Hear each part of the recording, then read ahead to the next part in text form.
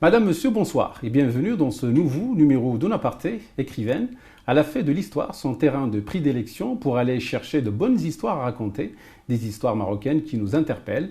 Elle le fait non sans une envie réelle d'informer sur ce qui nous échappe, nous, Marocains, quant à certains aspects méconnus de notre passé. Elle écrit des livres en langue française et n'oublie pas de s'intéresser aux questions qui sont celles d'aujourd'hui et qui l'interpellent en tant que casablancaise, en tant que férue des langues amazighes, arabes et françaises. La citoyenne qu'elle est ne lui fait pas oublier non plus de porter un regard souvent critique du quotidien des Marocains et des Marocaines. Nous recevons ce soir Mouna Hachim, l'écrivaine. Mouna Hachim, bonsoir. Bonsoir. Alors merci d'être avec nous. Alors après les noms de famille, l'histoire inattendue, vous voilà avec un nouveau livre, Les manuscrits perdus, un roman basé sur l'histoire, en fait, d'une personnalité qui a vécu au Maroc du XVIe siècle. Et vous êtes quoi au juste, en fait? On vous connaît romancière, férue de la langue française, auteur de livres qui puisent dans la culture marocaine, purement marocaine, et écrivain, certes, mais on a du mal à vous situer.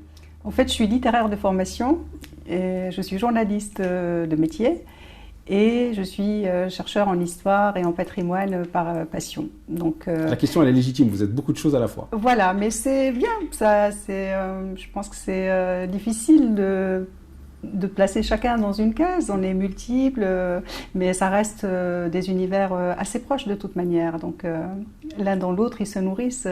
Mes écrits se nourrissent de littérature, ils se nourrissent de mes activités sur le terrain en tant que journaliste. Et puis voilà. Et puis il y a tout le reste. Il y a encore d'autres facettes cachées. Les manuscrits perdus, en fait, c'est un roman historique racontant des faits réels qui sont déroulés en Andalousie, au Maroc, du XVIe siècle. Pourquoi ce besoin d'aller puiser dans l'histoire avec un grand H pour raconter des histoires? Écoutez, l'histoire, c'est une inépuisable source d'inspiration. L'histoire est parfois plus invraisemblable que la fiction. Donc pourquoi aller chercher dans l'imagination quand l'histoire nous offre avec ses rebondissements, avec ses intrigues, avec ses différents événements et péripéties, une mine intarissable. Et puis l'histoire permet avec du recul, un certain recul, de nous permettre de voir la réalité au fait autrement, de pouvoir faire de recoupements avec des faits réels de manière totalement dépassionnée justement, puisque finalement l'histoire n'est qu'un éternel recommencement. Et puis quand on s'intéresse à l'histoire de manière neutre, objective, on se rend compte au fait qu'il y a un certain nombre de liens qui se tissent entre les hommes, des parcours similaires entre différents pays et même des sortes d'anachronismes dans ces constructions nord-sud, orient-occident. Et je pense justement qu'en ces phases d'incompréhension, disons, entre les cultures, il est plus que temps d'initier des lectures justement plus humanistes de l'histoire. Vous faites appel à cette histoire, à l'histoire avec un grand H, pour écrire des histoires, raconter des histoires. Votre dernier livre ne déroge pas à la règle. Pourquoi vous vous obstinez en fait à investir un domaine qui n'est pas le vôtre? Parce que vous dites que vous n'êtes pas historienne. Ah, mais moi je me revendique absolument pas du tout en tant qu'historienne. Je suis chercheur en histoire et passionnée d'histoire. Je m'obstine parce que ça me passionne tout simplement. Moi j'ai laissé tomber toutes mes activités professionnelles justement pour me consacrer uniquement, exclusivement à ma passion. Donc il faut vraiment une sacrée dose d'amour en fait parce que c'est de la recherche aussi, de la recherche pure qui nous coupe du monde, qui nous coupe des activités professionnelles. Et donc il faut vraiment le vouloir. Et c'est ce que je veux et c'est ce que je fais. Donc effectivement, ce roman, Les manuscrits perdus, se déroule à la fin du XVIe siècle et une bonne partie du XVIIe siècle, parce que ce personnage, il est né en Espagne et après, il a regagné le Maroc en tant que terre d'exil pour s'installer à Marrakech, qui était alors la puissante capitale saadienne. Et puis, à partir de là, il va devenir ambassadeur du successeur d'Ahmed al-Mansour, qui est son fils Moulay Zidane, ambassadeur en France et aux Pays-Bas, de 1611 à 1613 pour venir en aide aux Morisques. Et là, évidemment, l'occasion de traiter un certain nombre de thématiques. Il y a par exemple le drame des Morisques. Ces Morisques qui sont, rappelons-le, ces populations d'anciennes confessions musulmanes qui ont été converties de force, parfois de manière... À l'époque de l'Inquisition, après la chute du dernier bastion islamique en péninsule ibérique, le royaume de Grenade, en 1492. Puis progressivement, il y a eu un ensemble de mesures discriminatoires qui les ont poussés à abdiquer leur foi, à renier tout signe culturel, tout marqueur de leur identité, jusqu'au paroxysme final qui avait été signé en 1609 avec ce décret justement voté par le Conseil d'État et qui avait visé l'expulsion de tous les morisques de péninsule ibérique pour s'installer notamment au Maroc. Et c'est comme ça qu'on a retrouvé sur le chemin de l'Exode pratiquement 300 000 personnes. Et évidemment, on ne peut que, sans le mentionner de manière explicite, on ne peut que faire des parallélismes avec le drame des migrants, avec le fanatisme religieux de tous bords, avec cette obsession de l'État dans les plus grandes démocraties européennes. Donc voilà pourquoi j'aime l'histoire. C'est ce va-et-vient entre le passé et le présent. Alors votre avant-dernier livre, Histoire inattendue du Maroc, c'est aussi un hymne à l'histoire. Pourquoi inattendu? Inattendu, au fait, je l'avais auto-édité sous le titre Chronique insolite de notre histoire. J'avais mis notre en majuscule parce que pour moi il était important de raconter cette histoire du Maroc dans un ancrage large, à la fois méditerranéen et africain. Et puis ce livre a été repris par Éric Bonnier Éditions, qui est un éditeur français et qui avait choisi ce titre parce que peut-être qu'il jugeait qu'il était plus judicieux. En tout cas, il tenait absolument à mettre le Maroc dedans. Et puis si inattendu...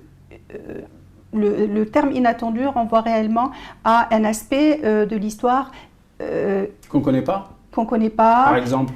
Bah, écoutez, qu'on ne connaît pas, c'est peut-être prétentieux, mais disons que c'est des aspects ou cachés ou entachées par des formes d'imagerie qui se sont accumulées, qu'elles soient nationales ou étrangères, qu'elles soient occidentales ou orientales. D'abord, par exemple, il y a toute une partie qui n'est pas suffisamment mise en avant, qui est toute la partie anti-islamique, qui est justement ce monde amazigh, qui est le socle fondamental sur le plan culturel et sur le plan identitaire en Afrique du Nord, et qui n'était pas suffisamment mis en avant. Alors là, il y a les interactions avec le monde grec, avec le monde latin, les religions anciennes, et aussi de factures monothéistes qui ont favorisé l'installation de l'islam. Donc il y a des épisodes comme ça. Évidemment, il y a cette partie-là, et puis il y a la conquête arabe qui n'a pas toujours été un long fleuve tranquille, et là aussi ça fait partie des tabous de l'histoire.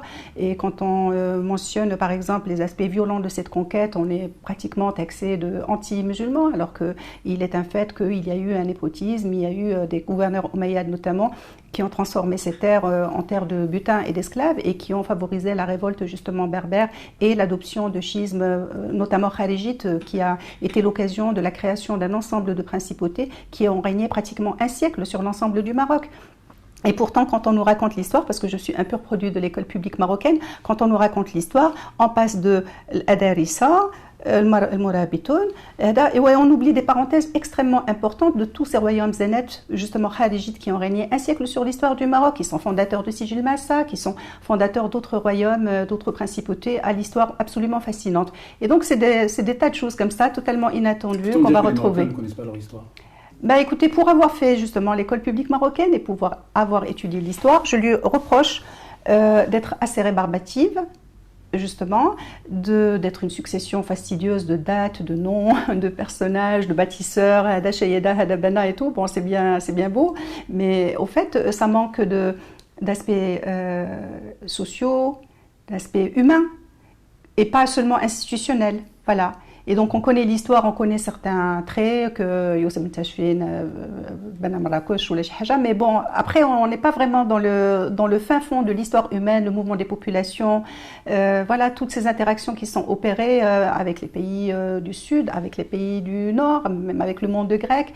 Donc c'est ça qui fait la magie aussi de l'histoire. Vous accordez une place de choix aux Berbères, en fait, à l'histoire des Berbères. Vous utilisez l'appellation berbère, en fait, c'est un terme en fait qui est au centre d'un débat. Peut-on dire berbère ou amazigh? Vous utilisez en fait beaucoup plus ce terme berbère. Pourquoi? Oui, si je l'utilise et que ça risque de froisser quelques-uns, je m'en excuse. Oui, c'est vu comme réducteur, tout à fait. C'est vu par réducteur du fait de son histoire. Maintenant, il existe une encyclopédie berbère, il existe... vous voyez ce que je veux dire? C'est-à-dire, il est emporté par l'usage, on l'utilise de manière absolument souple. L'usage étranger, français par exemple, mais nous, Marocains. Même au Maroc, je veux dire... Qu'est-ce que vous en pensez, vous? Est-ce que doit-on utiliser beaucoup plus le terme amazigh ou berbère? À partir du moment qu'on n'y met pas d'acception péjorative, je ne vois absolument pas du tout le problème, sinon je ne l'aurais pas employé.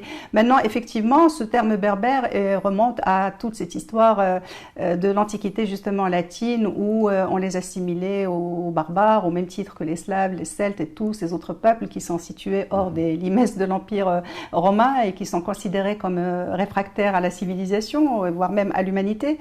Et c'est ce qui fait que les Arabes aient employé eux aussi ce terme-là dans le même sens, mais aussi dans le sens de quelqu'un dont on ne comprend pas la langue. Donc il y a des anecdotes d'ailleurs assez révélatrices. Et puis évidemment, vu son passif, certains lui préfèrent un adjectif que les Amazirs ont choisi eux-mêmes pour se désigner, qui est celui de Amazir. Qui veut dire l'homme libre. Bien que... Et cette appellation, ce qualificatif est aux antipodes, j'y arrive, par rapport au mot berbère. Même l'étymologie du mot Amazir ne fait pas l'unanimité. Et même l'étymologie du mot al-barbar ne fait pas l'unanimité. Parce que certains y ont vu un lien avec des langues parlées en Afrique. Et qui est en lien, enfin voilà, je ne vais pas rentrer dans des considérations étymologiques, disons, mais voilà, ça reste encore à trancher. En tout cas, ça ne fait pas l'unanimité des chercheurs. Alors, vous vous intéressez à l'histoire car vous dites qu'il y a des vases communicants en fait entre l'histoire et notre présent. Quelles sont ces passerelles en fait entre les deux, entre le passé et le présent? Énormément. C'est-à-dire tout dépend du titre, du type d'ouvrage. Là, par exemple, à travers ce dernier livre, Les manuscrits perdus, j'aborde entre autres thématiques, par exemple, la cause au fait de la décadence du monde musulman, et qui est représentée bien sûr dans un premier temps par la chute de Grenade et qui est représentée aussi au Maroc un peu plus tard par toute cette guerre civile qui avait vu l'éclatement de l'Empire et donc ça nous donne à réfléchir au fait sur les thématiques de notre temps. Ce personnage aussi avait eu des conversations théologiques et autres avec des intellectuels rencontrés lors de ces ambassades et au fait ça renvoie à des thématiques très actuelles sur le rapport à l'autre, l'altérité, le besoin disons obsessionnel des uns et des autres de convertir l'autre non seulement à sa religion mais à sa culture et voilà, c'est ces formes de passerelles qui font que je ne sais plus quel anonyme, d'ailleurs c'est un anonyme, on ne sait pas qui c'est, qui avait dit les plus grandes leçons de l'histoire, c'est qu'on ne profite pas des leçons de l'histoire. Et donc voilà, si je devais résumer tout cela en une phrase, ce serait bien celle-là. C'est une bonne transition pour vous poser la question, en fait, la suivante. Vous êtes une écrivaine qui puise dans l'histoire. Quel regard portez-vous en fait sur notre histoire d'aujourd'hui, en fait, sur notre présent? Et vous êtes très intéressé et concerné par beaucoup de thématiques qui viennent comme débat aujourd'hui. Quel regard portez-vous sur cela? Je ne considère l'histoire intéressante que parce qu'elle nous permet justement d'appréhender de manière, disons, neuve le présent, avec un autre regard au fait, avec un regard un peu décalé, un peu, disons, moins passionnel. D'accord? Et donc évidemment, je suis d'ancienne formation je suis journaliste de formation, j'ai opéré depuis quelques années dans la presse. Je suis viscéralement attachée au fait à ce qui m'entoure, à ce qui fait l'actualité, à la vie dans la cité de manière générale et puis de manière plus globale à ce qui se passe dans ce monde globalisé justement. Et donc effectivement, je suis interpellée par un ensemble de thématiques que je peux aborder notamment à travers les réseaux sociaux où je suis très active en ce moment. Après avoir déployé ma plume et traité de ces thématiques, on peut en parler si vous voulez. Mais bon, ça va des droits fondamentaux, ça va par exemple de la justice sociale, la question de la justice sociale qui me tient particulièrement à cœur et qui est un enjeu pour la construction d'une véritable démocratie. Et c'est tout ce qui tendrait au fait à une répartition plus équitable des richesses, à l'emploi pour tous, à l'accès au logement, l'accès aux soins, l'accès à l'école gratuite et de qualité, et ce qui est garant finalement de la dignité de tous les citoyens et puis de la cohésion sociale dans l'immédiat et dans la durabilité. Et puis à côté évidemment de ces questions relatives aux droits fondamentaux, je suis extrêmement sensible par exemple à une question comme celle des libertés individuelles et qui a fait débat. Voilà, j'allais vous poser en fait une question sur ce sujet-là, les libertés individuelles. En fait, c'est un débat qui houleux, qui n'est pas prêt de s'arrêter. En fait, au vu de vos recherches dans l'histoire, est-ce que ce débat est étranger à notre société ? Est-ce qu'il arrive comme un cheveu dans la soupe, ou vraiment c'est un débat normalement qui ne peut qu'être produit par une société comme la nôtre, la marocaine?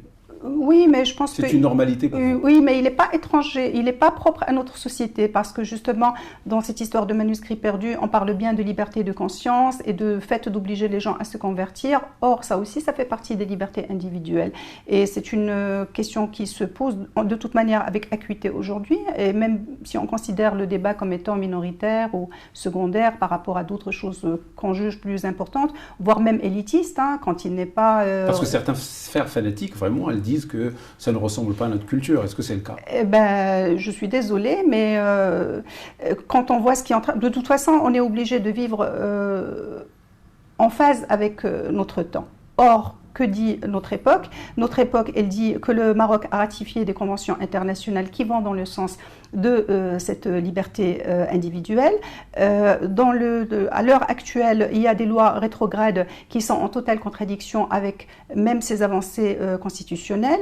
À l'heure où l'on parle justement de construction démocratique, à l'heure où les franges les plus conservatrices utilisent une sorte de langage populiste pour caresser quelques-uns dans le sens du poil, et à l'heure où l'actualité fait débat avec justement ces thèmes qui dépassent les frontières et qui nous plongent dans une forme d'inquisition qui est digne des âges obscurs, je pense qu'il est plus que temps de réveiller certaines consciences et de dire qu'il ne s'agit pas d'encourager la débauche ou d'encourager, parce que de toute manière, ces lois rétrogrades, elles n'ont jamais empêché personne d'avoir des relations sexuelles hors du cadre du mariage, ni de voir ce taux excessif, par exemple, de consommation d'alcool tel qu'il est fourni par des chiffres qu'on peut très bien vérifier. Et donc voilà, donc moi je le dis haut et fort en tout cas, l'État n'a pas à légiférer dans ce qui est justement de l'ordre de la liberté individuelle. Ni les autres citoyens n'y ont un droit de regard. De l'intime. Voilà, qu'il s'agisse de leur corps, entre adultes consentants dans un cadre privé, ou qu'il s'agisse de leur liberté de conscience, qui est de toute manière garantie dans le Coran. On n'a qu'à ouvrir le Coran et regarder Surat Al-Kahf, quiconque le veut qui croit, quiconque le veut qui mécroit. C'est absolument clair. Le prophète est cité à plusieurs reprises dans le Coran en tant que transmetteur chargé uniquement de la diffusion du message et non de convertir les gens de force. Donc voilà, ça devrait nous donner à réfléchir. Et ça nous amène justement à poser la question, et c'est ça qui est une constante dans l'histoire, c'est l'instrumentalisation de la religion par la politique.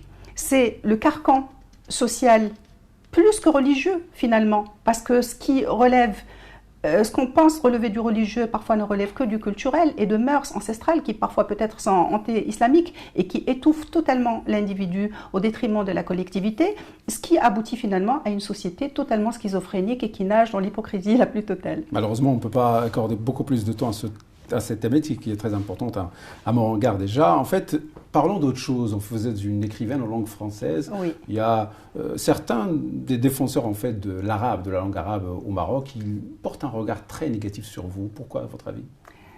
Je ne sais pas, parce que je voudrais bien savoir. Moi, j'ai fait... vous n'avez jamais approché pour vous dire, voilà, vous écrivez en français, vous êtes cela et vous êtes cela. Je ne sais pas, est-ce qu'on vous a expliqué ces reproches? Non, des fois, il y a une forme d'agressivité par rapport à la langue utilisée, de plus en plus d'ailleurs. Pas forcément dans les conférences, mais c'est déjà arrivé. Et puis dans d'autres cadres, notamment même dans les réseaux sociaux, avec l'emploi de la langue française. Et c'est d'ailleurs... Donc bien sûr, on est considéré comme faisant partie d'une sphère élitiste ou désintéressée des problèmes des Marocains, alors qu'au fait, vous le voyez bien à travers mes travaux, c'est la même Marocaine qui s'exprime, même si c'est en langue française, c'est légende dorée, c'est son patrimoine, tout ça est mis en avant par une langue que je maîtrise mieux, je le dis en toute honnêteté. Moi, ma langue parlée, c'est la darija, c'est pas l'arabe classique, et là, je le dis de manière claire. J'ai fait un cursus bilingue, certes, toutes mes références bibliographiques, ou en tout cas une bonne majorité est en langue française, est en langue arabe, par exemple pour le dictionnaire des noms de famille, pour Histoire inattendue du Maroc, la plus grande partie de ma bibliographie, elle est en langue arabe, que je lis parfaitement. Mais j'ai absolument aucune souplesse pour m'exprimer en arabe classique, qui n'est pas ma langue maternelle. Et pour l'écrit, c'est pareil. Je mettrais 10 fois plus d'efforts pour composer que si je le faisais en français. Et si la traduction existe, c'est bien pour cela. C'est pour justement pouvoir assurer le relais d'une langue à une autre. Ce débat que vous avez suivi certainement, arabe classique ou français, quelle est votre position là-dessus? Ben, vous savez, pour enseignant en fait surtout les matières scientifiques. Les matières scientifiques, ben, écoutez, c'est un débat. D'abord, là encore, il y a beaucoup d'hypocrisie. Il y a encore beaucoup d'hypocrisie et moi je le dis en toute franchise et j'assume ce que je dis, que ceux qui veulent imposer encore des lois pour les fils du peuple donnent l'exemple en commençant par leurs propres enfants. Voilà, que les choses soient claires. Parce que qu'ils veuillent arabiser pour les uns et qu'ils maintiennent leurs enfants dans les systèmes mission, ça, je trouve ça totalement démago et hypocrite, vraiment. Maintenant, évidemment, moi je considère que nous, on a un passé historique qui a fait qu'il y a eu le poids de la langue française. On a une langue constitutionnelle, 2 langues constitutionnelles maintenant. Il y a la langue arabe qui est vecteur de cohésion avec le monde arabo-musulman, qui est la langue du Coran. Là, c'est incontestable. Après, nouvellement, la langue amazigh, après un long processus de revendication qui avait, comme vous le savez, abouti sur la charte d'Agadir et qui avait légiféré sur le statut de la langue amazigh à côté de l'arabe, bien que là encore, il faut qu'il y ait des choses concrètes sur le terrain, parce que bon, c'est bien beau les textes, mais après, est-ce que ces choses-là se sont réalisées sur le terrain? Et puis, il y a la langue française, qu'on le veuille ou pas. Quand vous regardez, par exemple, les enseignes dans les rues, les affiches, les panneaux publicitaires, ben, c'est en majorité en langue française. Quand vous allez chez le médecin, l'ordonnance, elle est en français. Les factures de téléphone, enfin, tout le reste, c'est en langue française. Donc, c'est un bilinguisme ou un trilinguisme qui est acquis. Mais par contre, à côté de ça, il y a aussi cette langue darija. Il y a cette langue darija qui est notre langue de communication qui est vivante. Et bon, moi, j'ai eu une position un peu tranchée au moment de poser le débat sur l'apprentissage en darija. Sans refuser la darija, je pense qu'on peut introduire justement des paroles de Zajel, de Taïb L'Alij, de Nasl Riwan, des quatrains de Sidi Abdelrahman El-Mejdoub. On a un patrimoine culturel qui est fascinant, des poèmes mystiques, on a des choses absolument fabuleuses qu'on pourrait introduire dans les manuels scolaires. Maintenant, pour l'apprentissage lui-même, alors d'un côté, vous avez les puristes arabisants purs et durs qui ne considèrent la langue arabe que dans sa sacralité, dans une forme de classicisme comme ça très conventionnel et qui risquent eux-mêmes de l'ankyloser. Et puis, d'un autre côté, il y en a qui considèrent que l'arabe est responsable de tous les maux, du chômage, de l'analphabétisme, voilà. Et ils vont même plus loin, ils vont jusqu'à exiger que l'enseignement se fasse en darija, parce qu'ils considèrent que c'est une violence intolérable d'apprendre à l'enfant une langue qui n'est pas maternelle. Par contre, ils favorisent le français sans se poser la question de cette violence intolérable, ce qui est totalement contradictoire. Alors vous sortez des livres régulièrement, oui. C'est un effort colossal. Oui. Est-ce que le ministère de la Culture est-ce qu'il y est pour quelque chose? Alors là, je crois qu'il ne sait pas que j'existe, ou en tout cas, il fait tout comme. Non, absolument pas. C'est-à-dire vous, écrivain en fait en langue française, alors il n'y a aucun rapport, aucun contact pris par ce ministère, parce qu'on a vu par exemple l'ex-ministre, il recevait beaucoup d'artistes. Il a reçu Stati, il a reçu un grand nombre de personnes. Oui, mais Stati, voilà, les artistes, les chanteurs et tout, mais les écrivains, je ne sais pas. Est-ce que vous, en tant qu'auteur en langue française, qu'est-ce que vous sentez épaulé par le ministère de tutelle? Absolument pas. Pourquoi, à votre avis? Mais absolument pas. Non seulement je ne suis pas épaulée, vous vous rendez compte que même quand il y a des activités culturelles qui se passent dans mon propre pays, par exemple, un salon du livre, etc., on va inviter Tartampion, qui a écrit un livre sur les chats siamois, on va lui dérouler un tapis rouge, et certains auteurs marocains ne sont pas invités. C'est une aberration. Pourquoi? Parce que je m'exprime en langue française. Et pourquoi j'écris sur quoi? J'écris sur l'histoire du Tibet, l'histoire de la Chine, j'écris sur l'histoire de mon pays, sur son patrimoine. Non que je tienne à être invitée, mais je fais un travail qui demande à être soutenu, à être largement diffusé, à être encouragé. Et malheureusement, c'est le déni total et absolu. Et finalement, peut-être c'est tant mieux pour moi, parce que ça me renforce justement dans cette quête d'indépendance et ça me donne envie de poursuivre mon petit chemin loin du tumulte et de l'agitation. Et voilà, je suis soutenue par les médias, et ce depuis le premier travail que j'ai fait. Et je ne le dis pas parce que je suis sur un plateau télé, vraiment depuis Les Enfants de la Chaouia, qui était mon premier roman, mes activités ont été suivies par la presse, par la télé, par les journaux, et suivies par les lecteurs. Et ça, c'est extrêmement important pour moi. Le reste, ça compte pas. Vous avez créé le mouvement Save Casablanca, où vous en êtes-vous? par rapport à ce mouvement? Quel impact? Quel bilan? Oh là là, alors oui, alors c'est né d'une idée toute simple parce que bon, vous savez bien que Casablanca est victime de son essor et qu'elle souffre d'un déficit de gouvernance qui est juste terrible et dont on voit les nuisances au quotidien à tout point de vue. Et donc l'idée était simple, c'était de créer un groupe sur Facebook puisque bon, bien sûr, personne ne peut ignorer le rôle des réseaux sociaux hein, comme vecteur de l'information et puis même comme catalyseur de la mobilisation. Et donc effectivement, il y a des gens de différents horizons qui tous les jours expriment leurs doléances et on est suivi par les médias qui relaient justement ces propres doléances des populations, bien que franchement je considère que concrètement il ne se passe pas grand-chose, je le dis en toute honnêteté, le bilan il est très très mitigé, on est là, on existe, on râle, c'est un exutoire, c'est un défouloir, mais on s'adresse à des morts. Voilà, c'est la fin de ce numéro. Moulay Hachim, merci. Merci à vous. Voilà, madame, monsieur, merci de nous avoir suivis. Au revoir.